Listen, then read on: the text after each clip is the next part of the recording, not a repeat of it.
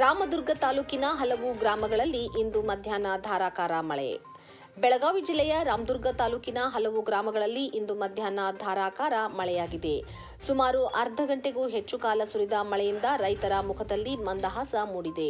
ರಾಮದುರ್ಗ ತಾಲೂಕಿನ ಆನೆಗುದ್ದಿ, ಚನ್ನಾಪುರ, ಹಣಮಾಪುರ, ಬಟಕುರ್ಕಿ, ಸಾಲಾಪುರ ಹಾಗೂ ಮನಿಹಾಳ, ಸುರೇಬಾನ ಭಾಗಗಳಲ್ಲಿ ಇಂದು ಮಧ್ಯಾಹ್ನ ಅರ್ಧ ಗಂಟೆಗೂ ಹೆಚ್ಚು ಕಾಲ ಜೋರು ಮಳೆ ಸುರಿಯಿತು.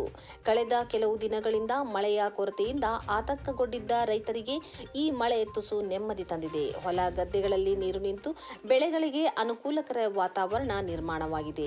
ಮಳೆಯ ಪರಿಣಾಮವಾಗಿ ಕೆಲವೆಡೆ ರಸ್ತೆಗಳ ಮೇಲೂ ನೀರು ಹರಿದಿದ್ದು ವಾಹನ ಸವಾರರು ಎಚ್ಚರಿಕೆಯಿಂದ ಸಂಚರಿಸಿದರು.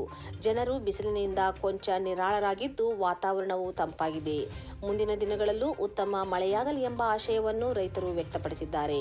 ಇನ್ನಷ್ಟು ಸ್ಥಳೀಯ ಸುದ್ದಿಗಳಿಗಾಗಿ ವೀಕ್ಷಿಸುತ್ತಿರಿ ಇಂಡಿಯನ್ ಟಿವಿ 24x7 ಕನ್ನಡ ಸುದ್ದಿ.